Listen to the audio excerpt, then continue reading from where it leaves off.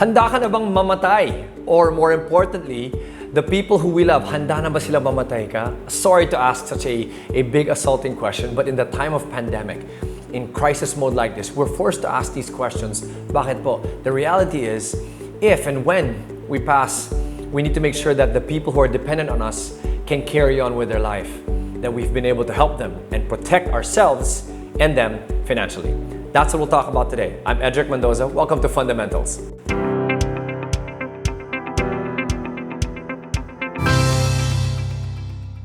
All right, so we want to talk about protection. And we want to ask ourselves, are we protected? Let me share with you a quick story. During this pandemic, I've seen people we care about pass away. And part of the grieving process is, of course, comforting the family. But what makes it sadder for me is when I realize that there's not enough protection.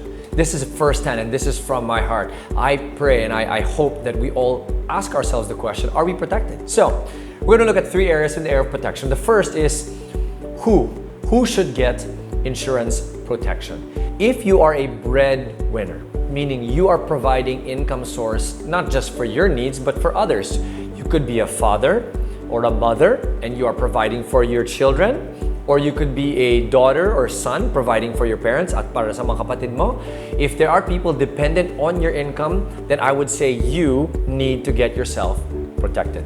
You need to get yourself some life insurance. If you are not someone who is a breadwinner, meaning nobody's really needing your income and it's really for your sake, I don't think you will need to get insurance protection or coverage. So that is the first. Ask yourself that question.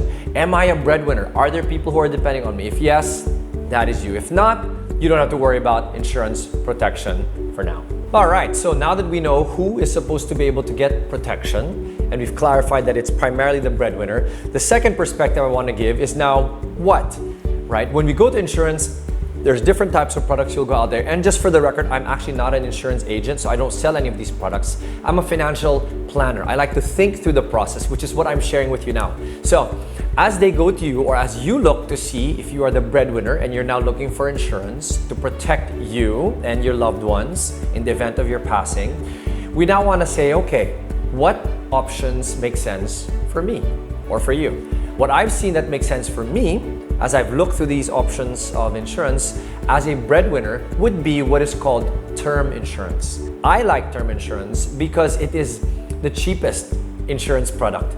It is the best bang for buck. So what does that mean? For a little bit of premium, I'm able to get the maximum coverage amount. That's why I like it. And because my primary need, which I've shared to you, is para sa ano ba ang kailangan natin i-cover? What's the principle? Protection. You want to protect your income source, your family members, so that as a breadwinner, if you pass, when you pass, they will have enough income to carry them through. You keep paying, and while you keep paying the premiums, you are covered. Bang for buck. So for a little bit of a premium, you get a lot of bit of coverage. That's why I like that. So you can look through the different options out there, see what makes sense for you. But as I suggested, you may want to ask yourself if your primary need is just protection for your income source and for you and your loved ones, the people who are dependent on you as the breadwinner, you might want to look up term insurance. And finally, I want to now share with you how to compute, right? How do I know if I have sufficient coverage? What you want to do is say, magkano ba? How much income do you actually bring to the table as a breadwinner, right? And as you look at that income for 1 year, you now want to say, okay, when I pass and my dependents will be left to now carry on without me, we need to make sure that whatever income I provided will be sustained so that all of their bills, etc., will be taken care of. Now, the thinking process is my family will take the money from the insurance coverage and they will now invest it in an instrument that can now give them the interest that will cover the family's expenses and needs. So it's the interest that will do that. So in order for us to do that, we need to ask ourselves, what is a good interest amount? So you can use a conservative number, maybe anywhere from 4 to 6%. Once you have that number, you will now say, what is the total income for a year that you are covering for your family and your loved ones? And now divide that by the interest rate you are expecting to be able to earn for the family once you've passed. So it could be anywhere from 4 to 6%. If you want to be more conservative, make it smaller. You want to be a little bit more aggressive, go higher. Once you compute that, total income for 1 year divided by your interest that it could possibly make, that would be the total insurance coverage that you will now need for you as the breadwinner. Now, let me add some nuances. What's a nuance?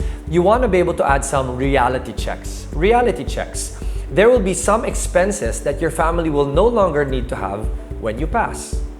Maybe there's also an income stream that your spouse or your other children or other people in the family are contributing to the family's needs, and therefore you can also factor that in to the formula. Once you factor those things in, let's say costs that you have for yourself because you've passed, there will no longer be a cost, reduce that. And you might be able to add in the extra income from whoever it is in the family that's providing. You can use that to reduce the total annual amount.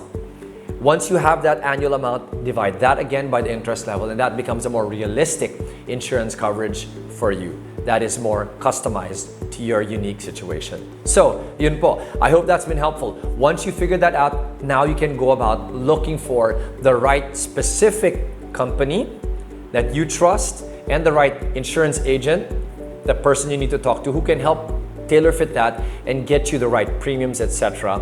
that will suit your family's needs. So, ang tanong ko kanina, handa ka na bang mamatay? Now we'll be able to answer that. Practically speaking, of course, none of us want to die right away because there's things going on in our life. But now that we know that if we pass as a breadwinner, we will have protection for our families. My encouragement to you is the why. Why should we really look into having ourselves protected? Why is it so important? I'll speak as a father and as the breadwinner in my home. I realize that there are some families, and I'll be honest with you, na hindi naman kailangan eh. They have a war chest to fall back on. So no need for them to get life insurance because they have a big business or some properties, etc. that they can now liquidate and use for the family's needs in the event of the passing. But for many families, life insurance is the best way to get, again, bang for buck. A small amount of premium for maximum amount of coverage. And so I've seen that as breadwinners, it's actually the responsible thing to do. It gives you peace of mind knowing, especially in a crisis mode like this, that if anything happens, then you can have peace knowing na, okay, I've done the responsible thing. Yung pamilya ko, the people that I am supporting as a breadwinner, are well covered. Let me speak a little bit from my heart to you and say that even as I'm smiling to that question of, handa na ba tayong mamatay? Maybe some of you are really not ready. And even if you have massive amounts of insurance coverage, you're still not ready. Bakit? Because the reality is, this money and this coverage will not give us the peace we're really looking for through pandemic crisis modes like this.